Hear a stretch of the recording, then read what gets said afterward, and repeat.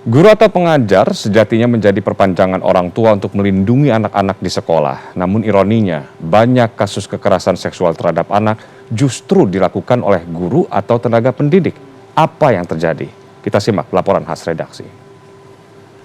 Sepanjang tahun 2021, wajah pendidikan tanah air kerap tercoreng dengan terungkapnya sejumlah kasus pelecehan seksual terhadap anak yang dilakukan oleh guru atau tenaga pendidik. November 2021, seorang guru di salah satu sekolah dasar di Kabupaten Barito Utara nekat mencabuli siswinya selama 4 tahun lamanya. Aksi bejat ini pun berlanjut bahkan hingga korban duduk di bangku SMP. Oktober 2021, 7 siswi sekolah dasar di Gunung Sitoli, Sumatera Utara menjadi korban pencabulan oleh guru mereka sendiri. 2019 dari 2.723 kasus itu korban usia 16-17 tahun itu 4,23%. Jadi sekitar 116 anak yang menjadi korban kekerasan di sekolah. Berbeda dengan tahun 2020. 2020 itu angkanya 2.881. Angkanya sih naik ya, tapi dari persentasenya menurun. Di 2021 Januari sampai Oktober ini angkanya 3.197 anak korban. Data Komnas Perempuan juga menyebut ada 51 laporan terkait kekerasan seksual yang terjadi sepanjang 2015 hingga 2020.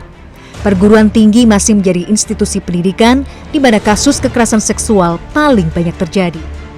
Komisi Perlindungan Anak Indonesia (KPAI) juga mencatat kekerasan seksual di lingkungan pendidikan paling banyak dilakukan oleh oknum guru, yakni sebesar 90%. Sementara 10% lainnya dilakukan oleh oknum kepala sekolah. Relasi kuasa yang timpang antara guru dan murid kerap membuat anak terjebak dan menjadi korban hingga berulang kali. Jika tak didampingi hingga pulih, korban anak akan menanggung trauma psikologis sepanjang hidupnya. Yang perlu pertama dilakukan adalah tidak menyalahkan, tidak menghakimi korban, memberikan perlindungan. Perlindungan ini juga termasuk memastikan bahwa ini tidak akan terulang lagi, memberikan pemahaman pada korban juga bahwa yang terjadi bukan salahnya dia, tapi salah perilaku. Perlu sekali untuk korban melihat bahwa perilaku mendapatkan konsekuensinya. Pemerintah sejatinya terus melakukan berbagai upaya untuk mencegah sekaligus mengadvokasi kasus ini.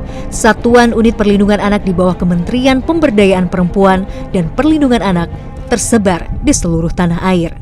Siapapun orang yang melakukan kekerasan misalnya itu dapat diancam Undang-Undang 35 tahun 2014 ya, khususnya pasal 76C junto pasal 80 gitu ya. Nah, ini bahkan misalnya kalau seandainya pelakunya adalah pendidik atau tenaga pendidikan, ini ditambah hukumannya menjadi sepertiga dari ancaman pidana. Permendikbud 82 juga mengatur gitu ya, mengatur tentang